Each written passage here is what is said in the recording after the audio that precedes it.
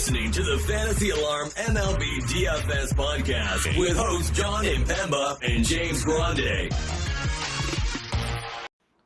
What is going on, FA Nation? John Impemba here with James Grande. Welcome into the Better Baseball MLB DFS live stream here. We are breaking down today's Monday main slate over on DraftKings and FanDuel. 9 games on the main slate here today. James, you did the playbook. It's been an interesting day. We've had a couple of starters scratched since recording from this morning. We had the DraftKings lineup change a little bit out there as well. We're still watching the MLB trade deadline. We saw Aaron Savale traded earlier this afternoon. Not that he was on the slate today, but deals will be happening over the next 36 hours, we'll say. Basically, MLB trade deadline is tomorrow at 6 p.m. Eastern. So as we close the show, the bell will be ringed and the MLB trade deadline. So a lot of news to get to that we'll be paying attention to. But for at least for now, we got 9 games on the slate tonight. Yeah, an interesting 9 games.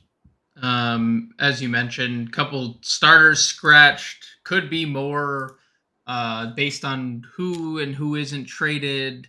From now until lock. I mean, we've seen some rumors of some guys, and there's some lineups that have come out today that don't look all too great. I mean, the Rockies made some trades last night, last night. They get Brendan Rodgers back today. He's back in the lineup, but he's only going to add so much to that lineup.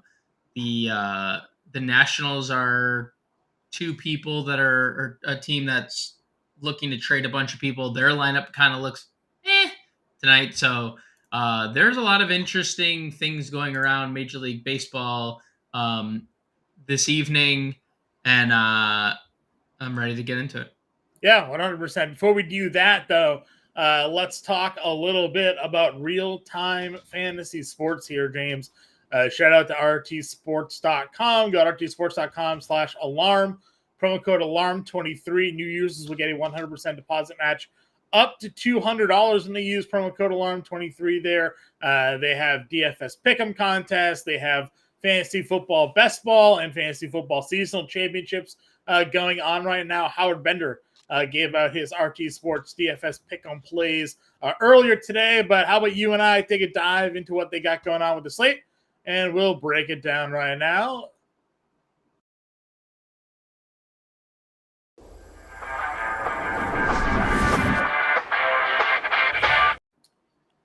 Taking a look at tonight's RT Sports DFS Pick'em board here for player props on tonight's slate here, James. Again, those who are not yet familiar, you can go to rtsports.com.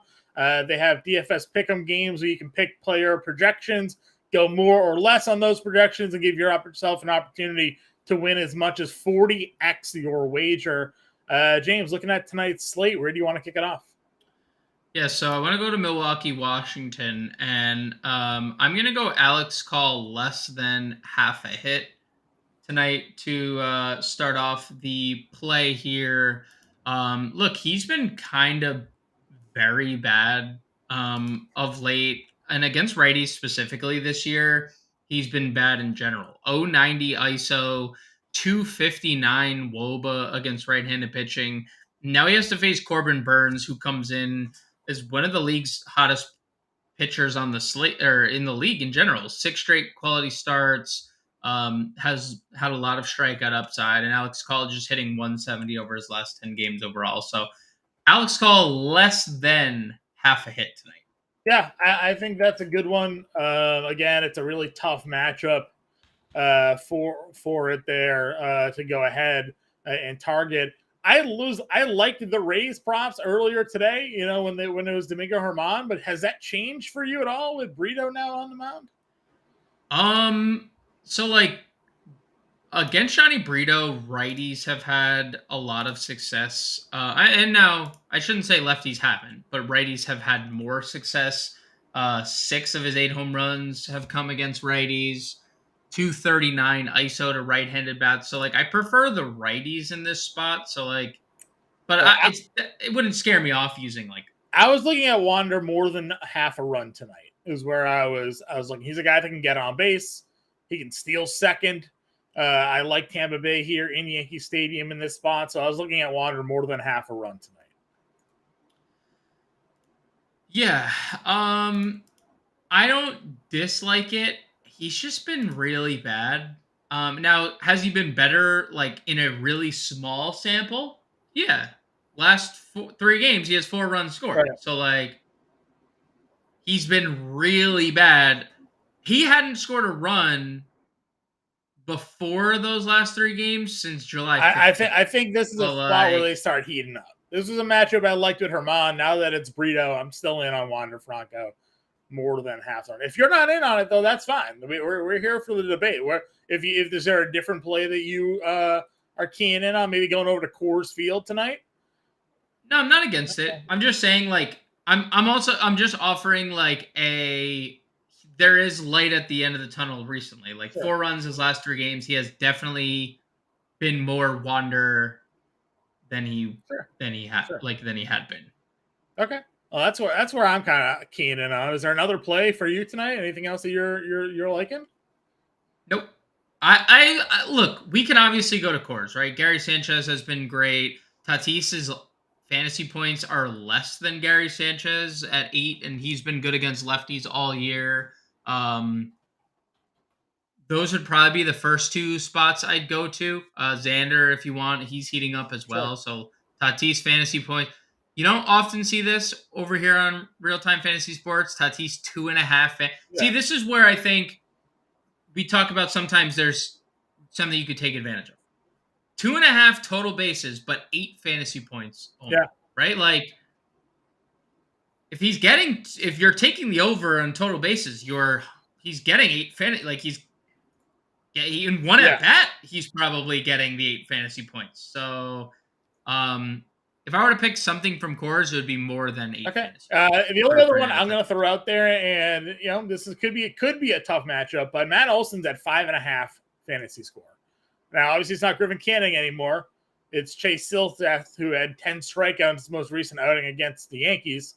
Only allowed 1 run in that outing. He had been an opener previously for them and was really good in that role. But Matt Olson's just on another level right now. Double 2 home runs yesterday. 5.5 fantasy score for Matt Olson here. I like more. I like more. Yeah, and here's the thing. Like, take the Silseth outing with a grain of salt. Aaron Boone, Yankees manager, said he liked the Yankees at bats last night. They struck out 18 times in 27 outs. So, like, if that's what positive then, let's take the 10 strikeouts with a grain of salt because he's kind of been pretty mediocre all season long. Like, 4 ISO allowed to lefties. Last year, John, 333 ISO allowed to lefties. It's like Matt Olson at 5.5 fantasy points. Like, give me the more on the Olson here. We can do a little 4-pick play here. Alex Call less than half a hit. Wander Franco more than half a run. Fernando Tatis more than 8 fantasy points, and Matt Olson more than 5.5 fantasy points. That gives you 10x potential return on your dollars here this evening. So that is our RT Sports DFS Pick'em plays of the day. We're going to go to rtsports.com/alarm. Promo code alarm23 gets you a 100% deposit match up to $200 there. They have DFS Pick'em contests. They also have fantasy football, best ball, and seasonal championships going on right now as well that you can take advantage of that opportunity over there to win some money, because who doesn't love I think first place in the best ball is like $25,000, so who wouldn't want to win $25,000? So go check all that out over at rtsports.com.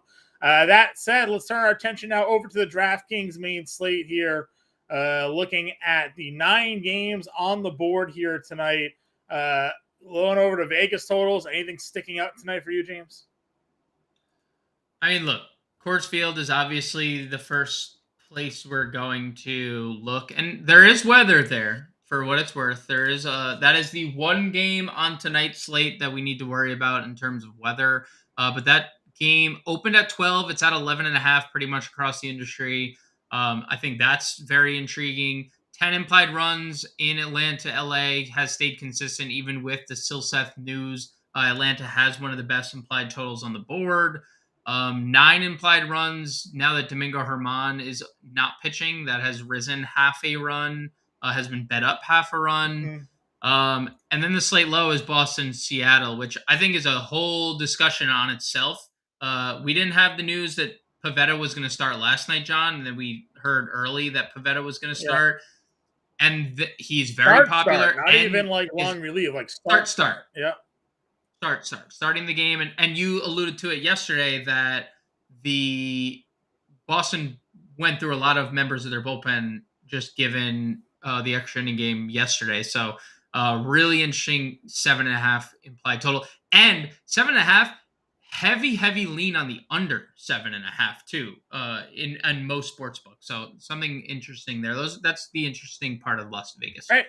Dive into pitcher here. Again, those of you coming in here, don't be afraid. Throw some questions in the chat for James and I. We'll be happy to help answer your lineup questions here, whether it be DraftKings or FanDuel. If you're playing over on FanDuel, more than happy to help you out there. If you're tuning in, please like and subscribe to the channel if you haven't done so already. Helps us out a lot, gets us more viewers to what we got going on here. Really helps us out promoting the show. Pitching. Tyler Glasnow is the cover of today's live stream, so obviously he's got this spot against the Yankees. As you mentioned, they struck out 18 times last night as a team. Chase Silseth had a 10 strikeout game the other day. Tyler Glasnow is a far more talented starter than they faced of late, and we know what his strikeout upside can be on a 9-game slate, fully worth the 10-5 tag on DraftKings tonight. Yeah, and you know what's funny? You look at some like ownership numbers on Tyler Glasnow, and there's just like it's risen throughout the day. Earlier today, he wasn't really that popular, and that's changed a little bit. But like I figured with like he'd be the highest rostered pitcher with a bullet. Yeah, tonight, and that's not the case. Now is he still up there? Sure, people are starting to come around on the fact that he's really good. But yeah, I think it's not even close if I'm spending up, and I alluded to it on the pod. Like I like all three of these guys. Abbott's going to be super low owned. Corbin Burns gets a matchup against a team who doesn't really strike out a whole lot. Glasnow just has the most upside of these guys. He has been the most consistent of these guys. I think that's what it is. I think the consistency plus the upside resides in Tyler Glasnow's favor. I know Aaron Judge is in the lineup for the Yankees tonight, and that's obviously something of note, sure. But like, what else? I mean, everyone else, like Gleyber Torres' last 10 games hitting 200. Giancarlo Stanton hitting 205. Mm-hmm. Anthony Rizzo is hitting 167 literally on the back of a 4-hit game. He has 3 hits in his other 35 at-bats over his last 10 games. DJ LeMahieu is hitting 260. That's the only other guy in the top half of this Yankees lineup hitting above 260. It's Tyler Glasnow, and then it's the field for me. So he is far and away the top dog here. We are getting some more breaking news here. The Giants are starting Jacob Junis tonight over Cobb. Cobb will be starting on Tuesday. So Junis either opening or re-entering the rotation here for the Giants this evening. I know he was a starter at one point. I don't know if he's just been relieving or what. It looks like he's only been throwing a couple of innings at a time here. So could see the Giants go the opener long reliever route tonight. Alex Cobb, though, no longer on the mound. He had that matchup against Arizona, who we were obviously a little bit interested in here tonight. Changes some things now on the slate in terms of the matchups here. And that's going to be the ebb and flow here. A lot of oddities when it comes to guys who could or could not be part of deals. Not saying that's the case with Alex Cobb or Herman or Canning, but weird that we'd have 3 pitchers get scratched on a start on a slate already here this close to the deadline. So I know, James, you were on the playbook today. Was there any Alex Cobb liking on the book today, or were you more in on the Arizona side? I am indifferent about Alex Cobb is really hard to project because he's a ground ball pitcher who, is good and then really bad. Now He's really good or really now he's not bad. starting tonight, so we don't even have to worry about it. Right? No, I know. So like I wasn't necessarily there was no like I was like very mild interest on both sides. The field was getting to Alex Cobb. He's one of the top 5 highest rostered pitchers of the day. But like he doesn't give up home runs either. He's given up 8 home runs in 19 starts. The Junis thing is interesting. The Giants do have a good bullpen, but as you mentioned, they also were involved in that Boston game yesterday. So they also do have a taxed bullpen. So maybe they do extend Junis a little bit here. He's been used as a traditional starter every year of his career until this year. So, this does possibly put Arizona into our crosshairs a little bit more. But they've also kind of hit a little wall offensively. So, didn't have a lot of interest in either. This does make me a little more interested in Arizona, if anything. So we were up at the top, just kind of recapping briefly for those tuning in here now. We like Glasnow and Burns. You're obviously a little bit more of an Abbott guy than I've been, which has been more right for you than it's been right for me being against him. I like Charlie Morton, talking about it on the stream last night. I know you're you like him, but the strikeouts haven't been there. This could present a strikeout ceiling game for him, given the way the Angels have hit lately. But when we discussed on the stream this morning, there wasn't a lot of value. We touched on a little bit of Nick Pivetta here, but does Nick Pivetta now become your primary value pitcher tonight? Dude, we're living in a world in the year 2023 that Nick Pivetta, with 18 games or 18 teams in action, is your highest projected owned pitcher. Is he? There it is, $6,600 in DraftKings. So. Oh, what a headache! And I wrote him up today. Like I'm not better than the field. I'm not better than anyone playing Nick Pivetta, obviously, but it is worth mentioning. He has not been very good going into this this recent stretch that he's been good. He has not been good for a couple of years, plural, not singular, plural. And he's a back end starter, right? He's a back end starter, and he's just in a very good rhythm. But it's obviously concerning because Seattle's offense has ticked up recently in July, and in the last couple weeks they've been better. And it's obviously concerning that he's not he's now going from where he was comfortable or seemingly comfortable as a bulk reliever to back into a starter where he struggled. Yeah. So I like it. I'm playing him in the 3 max. I still think there's something to be said for JP France, who's 29% less rostered than Nick Pivetta tonight, as a pivot away from Nick Pivetta. So I like Pivetta, and I'm getting to Pivetta, but I think that there are merits to pivot off of him, just given what we know about Nick Pivetta as a starter pretty much his entire career. Yeah. Which has been subpar. Yeah, I agree with you. My worry here is the change in role. He's been so good as this opener that now you take him out of that spot where, Bernardino was running through the first 6 hitters on the lineup, and then Pivetta's coming in facing the second half of the lineup, and, easing his way into this thing for 2 innings, and then, has to deal with really one turn through through these top guys here to kind of get himself into where he's been with those 4 or 5 innings. It could be a little bit tougher, but I mean, this is a guy that in relief essentially had a 40 fantasy point game, right? Against Oakland, didn't start that game, but came in after the second inning and threw a no-hitter. So, interesting to see. What other starters are you getting to, or is that about it? I am getting to, and you asked me about Charlie Morton on the podcast this morning. I was a little less bullish than I've been throughout the day. That strikeout rate is interesting. I mean, the Angels are striking out a boatload 28% of the time this month.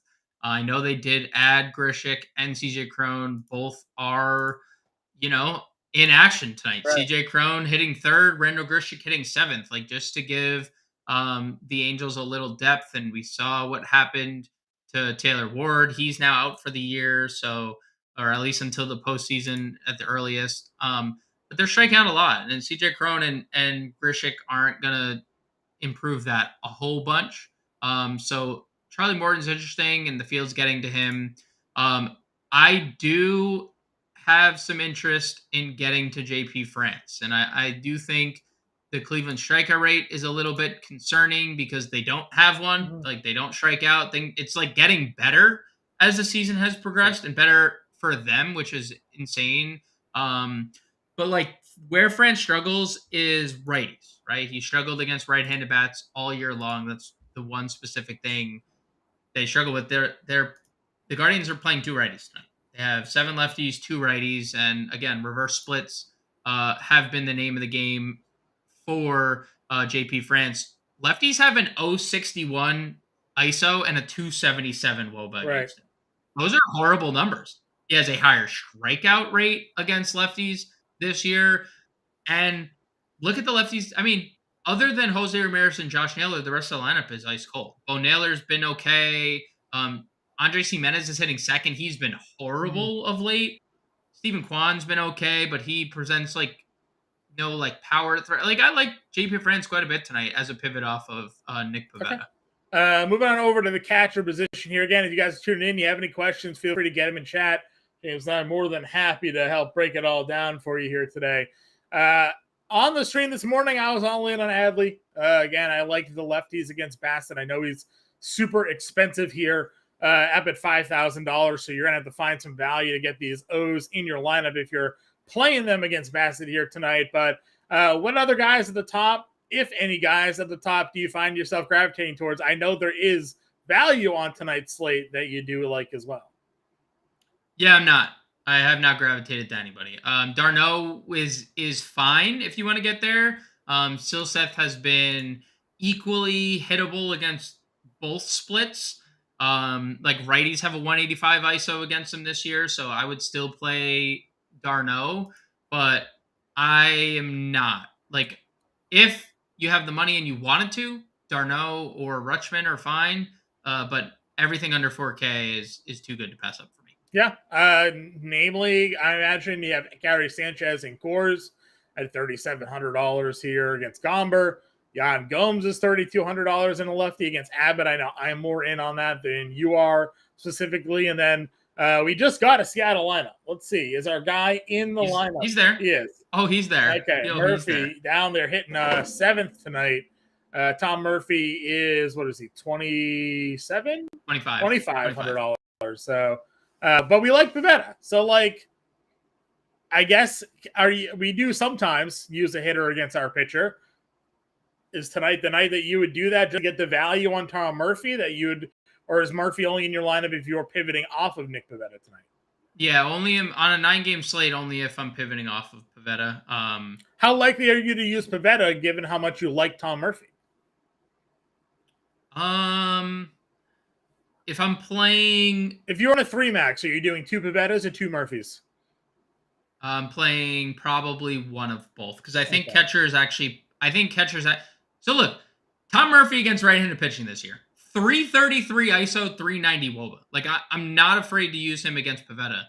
You mentioned it. We both mentioned the thing about the roles with Pivetta. Like, he's been good, sure. Yeah. He's also been good in a bulk relieving role where people aren't facing him a third time around the lineup. Like, and he's missing the first time he's facing an offense is maybe 6, 7, 8 or 5, 6, 7 or somewhere along that line. So if I'm playing 20 lineups, I'm probably on like Pavetta's projected over 30%. I'm probably less than the field. I'm probably somewhere around 20% Nick Pivetta. I'm probably somewhere similar to Tom Murphy. I'd probably, get my exposure there to be a little bit different. I like both San Diego catchers, Campusano and Gary Sanchez. Campusano has been sneaky good this year in a small sample. I think did we get a Padres lineup? Oh, he's not playing tonight. Unfortunate. So Gary Sanchez is the guy there. For me, we do have a trade, James. Do we have a trade? Let's go. What do we got? Paul Sewald going to the Diamondbacks. Little reliever, little relief move going on there. Don't have who's going back to Seattle in that trade from Arizona, but we do have both of those teams playing. Now, Seawald obviously not impacting really us from a DFS perspective, but who knows what Arizona's sending back? Arizona could be sending back a positional player that may or may not be in a lineup today. So we'll see. Yep. Dude, they played, hopefully for Seawald's sake, he never left Arizona because they literally played yesterday. They just played each so like other.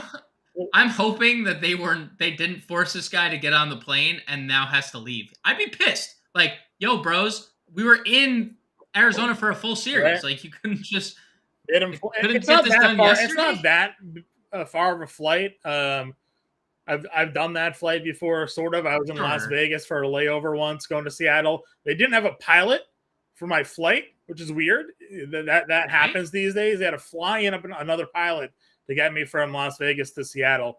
So yeah, going Arizona to Seattle, a little bit longer of a flight path for him there. But yeah, I'll let you know what the Arizona Diamondbacks are sending back for Paul Sewald here. But we're going to be breaking trade news the next 2 nights. I feel it. We're going to have some big names coming across this stream while we're live. So anyway, sorry to sidetrack everybody about a little reliever talk as we were discussing the catcher position here. Who's your favorite of the mid-tier guys then? Is it Gary? Yeah, if Campusano not in the lineup, it's Gary. Okay. It's Gary. I mean, Gary Sanchez in Coors against Austin Gomber, right? It's not like coming off double. Yeah, not an overthought. Just makes a lot of sense. Where's the rostership at the catcher position tonight? It was all on San Diego. Okay. But I think like 32% of the field was playing San Diego catchers. Now Campusano's on the lineup, so we'll see how that that update comes in. So it was like all San Diego and Milwaukee catchers. That's like the entire ownership. Tarantini against Irvin tonight? Yeah, I actually think that's fine because we kind of profiled it last night. Milwaukee's kind of interesting tonight, like as a stack. Yeah. And Tarantini hitting 7th kind of fits the stack. Like 1, 3, 4, 7 isn't the best stack ever, but also kind of like Tarantini 2700. So I like him more than I like Contreras. Sure. Our guy Faisal in here asking us about Cincinnati bats tonight against Chicago. Stroman's on the mound for the Cubs. We talked about how he's struggled lately. And that we do kind of like a little bit there. Josh Rojas, the notable name going back to the Mariners here. Oh. Dominic Canzoni, another guy that's been in their lineup tonight, and Ryan Bliss, 3 players for Paul Sewald there. Wow. Rojas was in the minors, but he probably gets called up to that. He played over the weekend. Okay, so they got a good look at him. They were watching these guys play. And they got him because they needed some. I mean, he plays everywhere, but like they definitely needed that utility play. Colton Wong is gone. Yeah. I bet you Colton Wong gets DFA'd after this, like because they could just plug Rojas in. So something to watch there. Rojas can't play him tonight if he was going to play at all because he's not no longer on the Diamondbacks. That said, back to your question there, we do like Reds. They're not like our top stack of the day, but like you can get to some of these guys here against Stroman given recent form for him. Moving on over to the first base position here. Again, a lot of top end guys: Ohtani, Olsen, Vladdy, Bellinger. Walker gets Junis. How are you approaching the top tier first base? Is this a position you're looking to spend at today? Because I know we also liked Houston a lot on the show this morning, going up against Noah Syndergaard, and a lot of those guys, their top end guys, are expensive. Makes it hard to spend up at first if you're looking to get Tucker, Jordan, Bregman in the lineup. Yeah, and that's kind of how I'm approaching it too, John, what you just said, because I'm playing Houston, and first base is a position I think you can spend down on. Look, no one's going to fault you if you want to play Ohtani and Olsen in any matchup ever. Like, they have every pitch they're live to hit a home run, like every single one. So if you want to play Ohtani Olsen, be my guest. I just am going down the list. Like, I have actually... When the Yankees announced Johnny Brito was the starter, I actually kind of pivoted to Rays. They became one of my favorite stacks. Yandy Diaz he's been better of late. He's been really good against right-handed pitching this year. So if you're stacking Rays, Diaz and Raley are both first base eligible here. One's 4,800, one's 4,200. I have mainly gone to the likes of Carlos Santana, $3,600. I think he is a really, really good value play. Tristan Cassis, 3,500, and Jose Abreu, 3,700. And I haven't really moved off that range Sure. from those three guys. Again, I think you could play the top dogs, you could play the Rays, but I really like the $3,500 to $3,700 range here. Sure. Just because I have to stay on brand here, I'll throw Ryan O'Hearn out there as well. Hitting cleanup, still hitting, James. Also, by the way, still hitting. 300, 890 OPS the last 10, 2 homers, a 600 slug. I'm sure the Royals wish they still had this guy on their team. Dude. But Bassett against lefties, man, we've said it all year long. It's a struggle city. I think it's almost like a 600 OPS or 600 slug. I think it is like allowed to left-handed hitters by Bass. 538 slugging, 380 WOBA against 15 home runs allowed to lefties, 2.4 homers per 9 to lefties. He has a 6 FIP to left-handed hitters this year. So numbers for Bassett, as we've known all season long, horrible. Baltimore lineup tonight. Let's count how many lefties we've thrown in there. Six left. Adley. I mean, they've got 4 to start. Adley, Henderson, Santander, O'Hearn, Frazier, and Colton Cowser are in there tonight. So, and I'm a bit of a fan of going Baltimore here tonight, and a good hitter environment in Toronto. So O'Hearn's a pretty good price at $3,100. Anybody else for you? I know you said you're living in that range, but is there any other value on tonight's slate that you'd peek at? I don't think there needs to be. I think if I saw the Padres lineup correctly, Batten's hitting near the bottom of the lineup. So like if you wanted to play him, he's a journeyman. If you wanted to, there's no. Oh, Kim isn't. Ooh, interesting. Leading off at the manager said he wasn't gonna. Most likely not gonna play, even though he didn't rule him out. Yeah.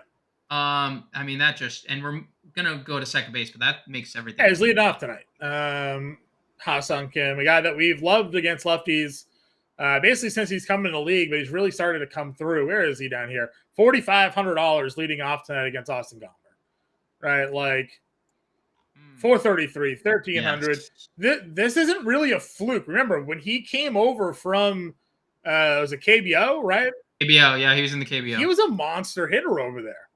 He was a 30-30. Yeah. Dude, he was a 30-30. Yeah. He was a 30-30 right? And people always talk about, sometimes that power doesn't translate, and that's true. There's been a lot of guys that have come over, and sometimes that power just hasn't come through, and it's taken Ha-Seong Kim 2 years, really, to, break out, but, power's here. The power has arrived. Power's here. He's figured out the Major League game here, and leading off tonight in Coors. We were all in on Brandon Lau with Herman on the mound. I don't know if that's changed much for you with Brito, but I have to imagine those who were in on Lau now pivoting to Kim as leadoff guy here at essentially the same price, a couple $100 difference. Yeah, just for anyone over at fantasyalarm.com, just updated my second base core plays and stacks, including Ha-Seong Kim, because again, they said he was most likely not going to play. DHing, so partially he's only partially playing, but we only care about the partially. I'd rather him DH. Right. I know. Let him sit on the bench and hit. Yeah. So yeah, I mean, Kim, and I'm still in on Brandon Lau because he's been so good, and Brito has. So the numbers are better for Johnny Brito against lefties, but the peripheral numbers are terrible. Right. So what is if he's really bad against righties? And he's still allowing lefty power, and the peripheral numbers suggest he's going to be worse.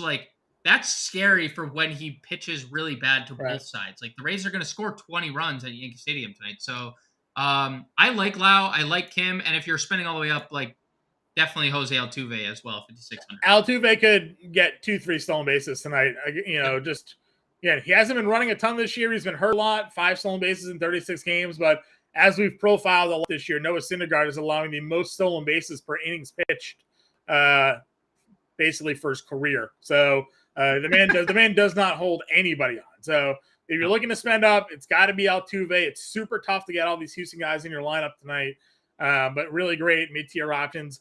Value tier, not a lot that I'm looking at. Brendan Rodgers is making his season debut. He's hitting 5th at $2,400. If you're not in on Lugo, Rodgers is another guy that's kind of always hit lefty as well, but who knows at this point what he's got to give. And I actually like Lugo. We didn't talk about him at the pitcher, but I talked about him this morning. I don't mind going Lugo here today against Colorado. I think he's been a pretty good pitcher. So if you want to go there, I think you can as a contrarian play today, but there's not a lot else here. Adam Frazier hitting 6 at 3,200 if you want to ride the lefties against Bassett.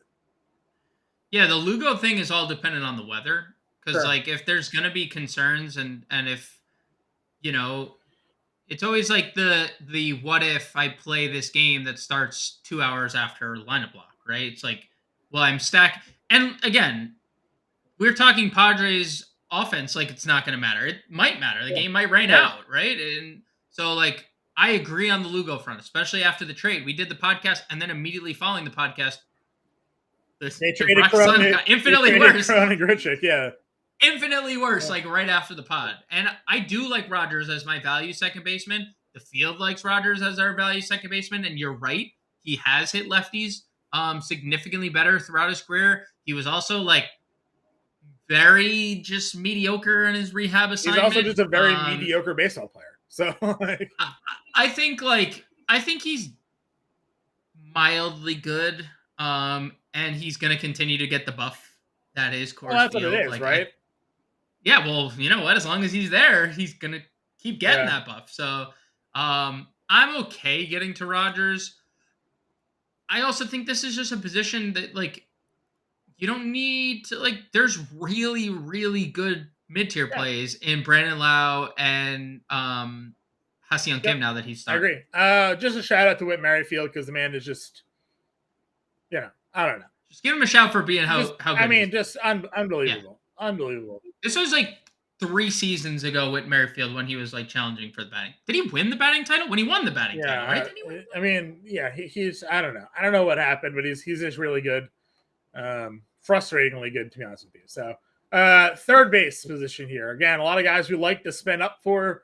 I know we keyed in on Alex Bregman on the show this morning. Has anything changed for you on that note? Third base is hard, dude. A lot of good options. Third base is hard because Riley's up here at the top, and he's hit right. His numbers against righties have come around, and Silseth, again, has been bad against righties and lefties this year. There's Alex Bregman, who's in the midst of his best stretch of the year since the All-Star break, 330 average, 1,100 OPS, over 300 ISO, 6 home runs. This is the best stretch, obviously, of his season. You have Machado, who has 11 home runs in the month of July. I was kind of shocked to see that. 11? I knew he was having a good month, but I did not know 11 home run good. This in a month where there was an All-Star break included too. So there's 3 spend-ups for me. Clear cut. If I were to rank them, it's really close between Machado and Bregman for the first overall spot at third. I would probably still lean Bregman, but Gomber and Coors is so juicy. I'll go Bregman, Machado 1A, 1B, and then Riley third. There's a reason why when we build lineups here, we do one Coors lineup and one non-Coors lineup, right? Because rostership's always going to lean towards the Coors Field matchup here. So if you want to pivot off the Bregman, all in, Riley 100%. Guys down in the mid-tier range for you? Anybody that you've looked at and was yep, this is where I'm looking to go? Or, this feels like a position to me when I was looking at it earlier today. It falls off fairly quickly. I have different take. Okay. I did have a name, and it's Isaac Paredes, who his numbers have gone through the roof against right-handed pitching specifically this year. 274 ISO, only second to Jose Siri on the team, and 390. Yeah, go figure. Jose. We see. Siri bat flips are one of a kind. And then Paredes 392 WOBA. First on the team, tied with Luke Raley against right-handed pitching. Sure. Again, Johnny Brito's been really bad against righties, and he, is getting called up to make a spot start when probably, I mean, he probably knew before all of us, but like, this is dangerous. Rays are up to 4.8 implied runs. I love Paredes here hitting 6. Sign me up. And again, I don't disagree where it's like, if I'm not playing one of these top guys, it's like hard to imagine anyone down here having as much upside as them. But like Paredes has double dong potential here. So yeah, I love Isaac Paredes in the mid tier. Yeah. Again, he's a guy that we kind of looked at a lot earlier in the year when the Rays were rolling good. That lineup, there's a bunch of guys that were hitting for power. They kind of simmered down a bit, but like you said, they're moving their way back up. So he's a good mid-tier option for you, $3,800. Again, for me, it kind of falls off, from there. Not a lot of names here that I find myself gravitating towards. If you're not in on Morton, like obviously Moustakas is hitting 6th when Gifo is leading off. They've had some power lately here, but not really a lot that jumps off to me. So I find myself like you do. I look at Bregman, I look at Machado, and Riley. I like Gunnar Henderson a lot tonight at $4,900, but I'm more on the Orioles, I think, than you are tonight. And then the mid tier with Paredes probably saves you some cash there. So I bite that. Shorts, again, a lot of guys we've discussed already here. Where's your key in on? I liked Pena, kind of just plugged him in, building lineups today at 43. Where were you going today? Yeah, I actually think that's probably the best direction to go, John, because especially with both of us playing Houston so heavily, he's like one of the more affordable options we have. And they moved him back up the lineup. He's hitting 2nd again, which is amazing. He probably has as much stolen base upside as anyone else in this lineup tonight. I know he only has 10 on the year, but like, again, if he gets on, like anybody, Jordan might steal a base tonight, is how bad Syndergaard is at holding runners. So So Christian Walker that stole a bag off Syndergaard when we were like playing like Corbin Carroll and all that? Yeah, it's possible. Yeah, like everybody was just running on Noah there. So I agree. I think Pena is a fantastic shortstop option. I think Xander Bogaerts, he's starting to come into his own, $4,900. He's hitting 360 over his last 10 games. If you just want some more Coors exposure, you get an actual Padre under 5K, or at least like a spend up under 5K. Yeah. And then it's like really scarce. I found myself getting to Luciano here at $2,700 again, just given Ryan Nelson's struggles overall. And that's like it. Like you can definitely get to JP Crawford, who has been on one, and I know you love yourself some JP Crawford. Dude, he's been awesome. And I know again it's against Pavetta, but like sometimes attacking chalk is not a bad idea. And again, Pavetta working as a traditional starter. We don't know how that's going to pan out. So after Pena, like if I'm spending up, it's Bogaerts. And if I'm spending down, some shares of Crawford, some like a couple shares of Luciano.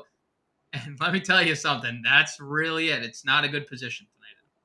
Yeah, I'm checking out this Red Sox lineup here because they have Chang and Reyes at the bottom of it, but they don't really have anybody else out of their lineup just for, maybe giving Kirby an extra look tonight. He's really popular, by the way, George Kirby. He's checking in, and I was going to ask you about it. I don't know what to make of it because he's It's a very easy-ish bottom. I mean, like we like Connor Wong, but he's not Pudge Rodriguez out there with the bat. Reyes and Chang at the end of their lineup spins back around to Duran, Turner, Yoshida, Devers. Verdugo's been awful, and Verdugo's been awful. And they're looking to trade him. So like, who knows where his headspace is? So. Kirby could be interesting here tonight. The Red Sox offense really did nothing the last 2 games there in San Francisco. Justin Turner came through twice in some heroics to tie games, but that was about it. So something to watch, maybe Kirby flying under the radar tonight. Or you said not flying under the radar. People are like, right? He's very popular. Yeah, probably because that Red Sox lineup looks like trash. So something to pay attention to there. Let's see. Where else who is anybody else around here that I could look at? Probably it. Anybody else for you? No. Okay. Outfield spot. How are you attacking these very expensive outfielders? Oh boy. I mean, Acuna's obviously an elite play. I liked him a whole bunch when it was Griffin Canning because Griffin Canning had struggled so mightily against righties. Still Seth, still bad against righties as I've mentioned throughout, but not as bad as Canning. So you can definitely get to him. You can definitely get to Otani. Everyone's going to play Tatis. You know, he's been pretty bad of late, but he hits lefties extremely well. So everyone's getting to Tatis. You can obviously play Judge as a one-off if you're not playing Glasnow. You could play Soto because he's been really good, and Gomber's been awful against lefties this year. So if you wanted to play Soto, I actually think that would be a contrarian spend up to your like Tatis. Soto's been better anyway. Mm-hmm. But Jordan 59, Kyle Tucker 57 are probably my top two names. I think it's interesting that Houston's batting Alvarez fifth these days. Like I know that's what they used to do with Kyle Tucker, Mm-hmm. like with Tucker hitting like sixth or seventh for like the first 4 years of his career. I'm gonna get to the Houston guys more than probably anyone else at this price range. Yeah, I mean that's where I'm. I mean, we just been keying in on the spot all the time. The clear pivot off of course field for us tonight. And again, course has the weather issue, so if people are gonna bite in on that one and it doesn't work out, we could have some decent ownership on our side there. So I do like both of those plays here. Again, I also like looking at Baltimore bats, as I've mentioned, Santander hitting third, gonna hit from the left side against Chris Bassett there. Like Michael Harris hitting ninth in the wraparound stack. You guys not a 9 hitter, man. He is super talented at defending NL Rookie of the Year at $4,300. You've mentioned the Cincinnati outfielders tonight as well as some guys you're looking at. You have both Fraley and Friedel here in the low 4Ks. Anybody else in this 4K range for you? I've actually I'm gonna walk back my Cincinnati interest from the pod this morning. Okay. Stroman has struggled more against righties in the last during this stretch of where he's kind of been bad. He has given up nothing to lefties and everything to righties. So if I were to play Reds, it'd probably be limited guys like McLean or Spencer Steer, maybe some CES, but I don't love the Reds outfield to that question we got from Faisal earlier. Yeah. Um, so I'm actually probably gonna walk that back. If I were to play, we didn't mention Christian Yelich either. 53. I love Christian Yelich. And love where he's at and been at for 3 months now. So just to circle back there in this tier, Luke Raley for me, I mentioned already, but 4,200. That's somewhere I'd get. I'd get to some giants like Jock Peterson, 4K against Ryan Nelson, Sal Frelick, $3,800. Conforto, Siri. There's a lot of interesting plays right here, but the Reds are probably behind most homes. Yeah, that's fine. Going under 4K range. We have guys against Washington. We didn't mention Yelich at top, but Yelich is up there. Frelick, $3,800 hitting fourth here tonight. Someone that I know that we've had some recent interest in. Yeah, I agree. Anybody else down below? If we're going all the way down, Jake Myers, 2,800. He's in the lineup against Syndergaard tonight. He's been pretty good lately. I wish it was Chas McCormick, but it's not. I know. But that's really it. Okay, yeah, like I said, some slates there's better value on it. We were hopeful with these lineups coming out, we'd find some bigger plays.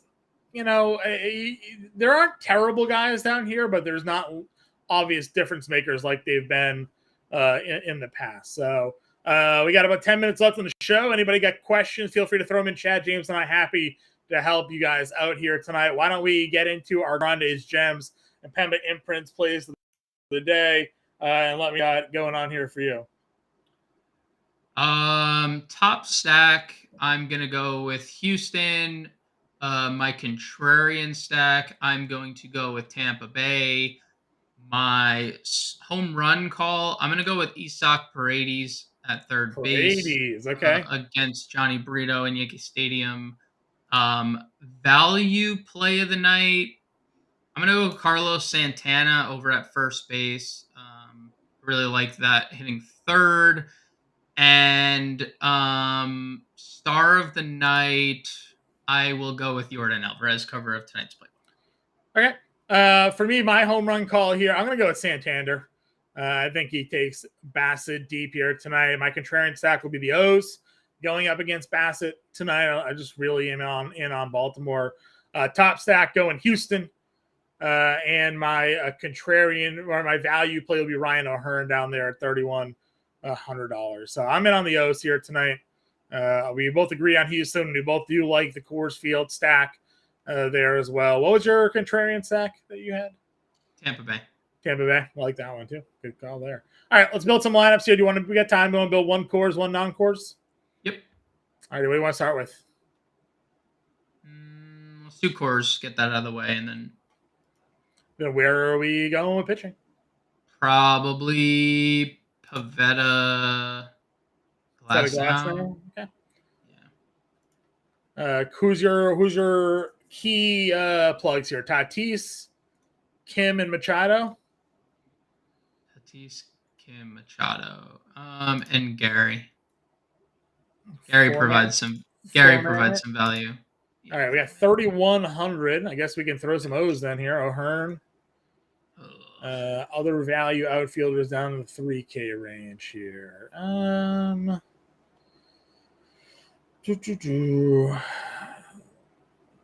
Is McCarthy probably tonight against Tunis?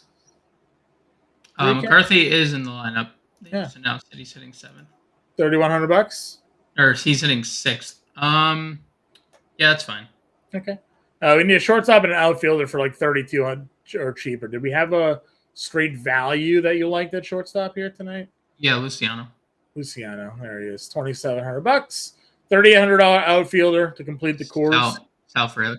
Frelick hitting core. Okay. So little quick preview here. We got a 4-man core stack here. Pavetta, Glasnow, Gary Sanchez, Ryan O'Hearn, Ha-Seong Kim, Manny Machado, Luciano, Tatis, McCarthy, and Frelick, but no dollars remained.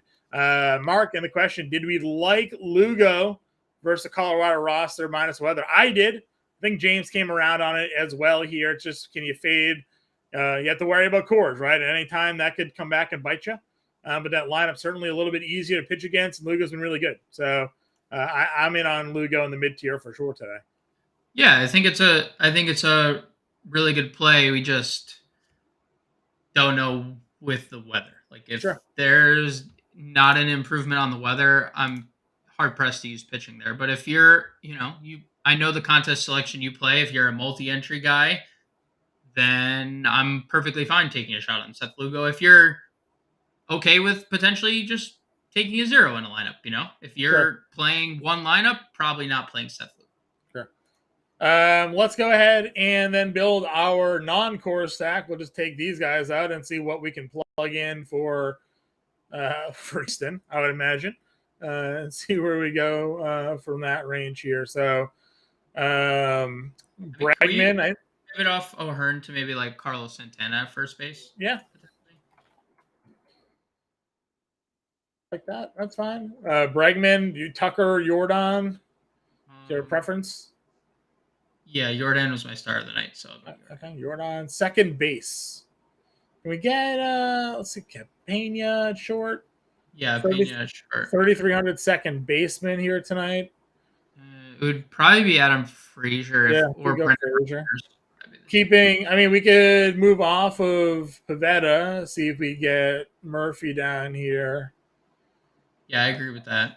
Where is he? There he is. $2,500, a $7,900.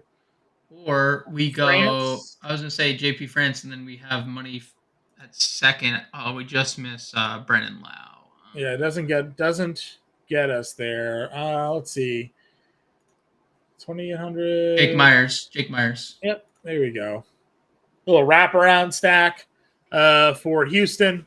Again, 4-man stacking. We have France, Glasnow, Murphy, Santana as a one-off, Lau, Bregman, Pena, Jordan, Myers, and Frelick. A little 2-man Milwaukee piece there.